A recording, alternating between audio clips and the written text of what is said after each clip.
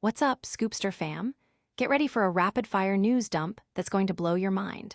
First up, we're talking about a shocking indifference to road safety issues that's leaving thousands dead and injured. The Passengers Welfare Association of Bangladesh has dropped some grim stats, and we're breaking down exactly why the transport sector remains fatally unsafe despite numerous warnings. Next, we're heading to the classroom, where chaos is brewing. The National Curriculum and Textbook Board is facing a massive textbook supply crisis, potentially leaving millions of students without essential learning materials at the start of the academic year. We've got the inside scoop on the canceled tenders and the race against time to get books into the hands of students. Then, we're jetting off to Doha for an emergency summit. Bangladesh Foreign Affairs Advisor Md Touhid Hossain is on the ground at the Emergency Joint Arab-Islamic Summit, a crucial meeting addressing the recent Israeli airstrikes. We'll tell you what's being discussed and how this impacts global stability. And finally, a beacon of hope for fair elections. Professor Muhammad Yunus, Bangladesh's interim government chief advisor, is calling for consensus among all parties to ensure a free, fair, and festive national election. He's framing this as a moment of rebirth for the nation, and we've got the details. Stick around for all this and more, and make sure you're subscribed and have that notification bell on. Road safety catastrophe, a nation's neglect.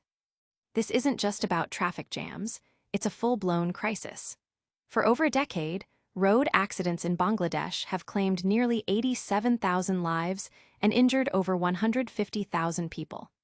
The World Health Organization confirms the grim reality, estimating over 31,000 deaths in 2021 alone.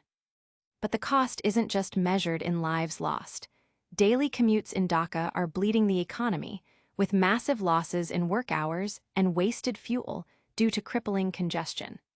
Passenger rights advocates are sounding the alarm about the severe psychosocial toll on citizens. Despite government promises and commissions, the vital transport sector, riddled with corruption and mismanagement, remains glaringly absent from any serious reform agenda. Decades of political influence have entrenched a system that prioritizes self-interest over public safety. Even the Road Transport Act of 2018, enacted after the 2018 road safety movement, has been largely ignored due to pressure from powerful transport unions.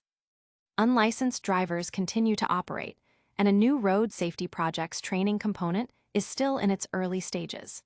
While outdated vehicles were slated to be removed by May, enforcement is visibly lacking. This ongoing failure highlights a pattern of successive governments, particularly the Awami League over their 15-year tenure, neglecting road safety with devastating consequences. Public outcry is mounting, with advocates demanding immediate action and accountability. The current inaction is a stark contrast to the urgent need for reform. Don't go anywhere, because the consequences of this neglect are staggering. Next, we're diving into a crisis that could leave millions of students in the dark, with a critical shortage of textbooks.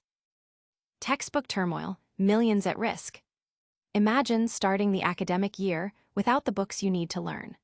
That's the stark reality looming for millions of students in Bangladesh. The National Curriculum and Textbook Board, responsible for supplying around 40 million textbooks, has a history of delays, failing to complete distribution until 3 months after classes began last year. Now, with the next academic year on the horizon, the board has once again stumbled, canceling a major tender for over 126 million textbooks without explanation.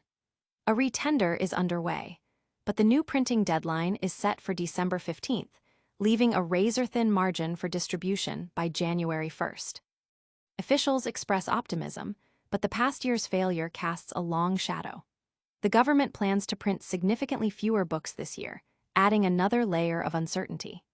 The entire printing and distribution process typically takes at least 5 months, and while the board aims to shave off time from tender evaluation and contract finalization, the timeline remains incredibly tight.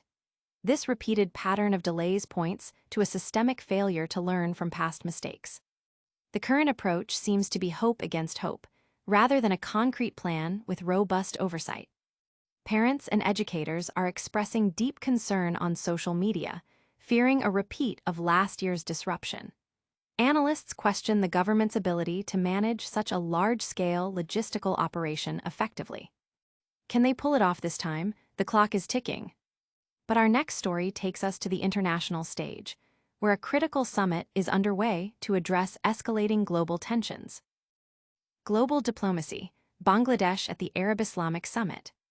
In a significant display of international engagement, Bangladesh Foreign Affairs Advisor Md Touhid Hossain has joined world leaders in Doha for an emergency joint Arab-Islamic summit.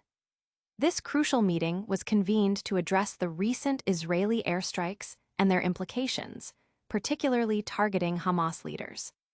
The summit, chaired by Qatari Prime Minister and Foreign Minister Sheikh Mohammed bin Abdulrahman Al Thani, also featured key addresses from the Secretaries General of the Organization of Islamic Cooperation and the Arab League.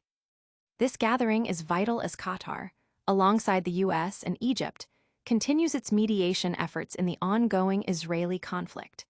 With over 64,000 Palestinian lives lost since October 2023, the summit aims to forge a unified stance on the recent Israeli actions, which Bangladesh has unequivocally condemned as violations of international law and the UN Charter.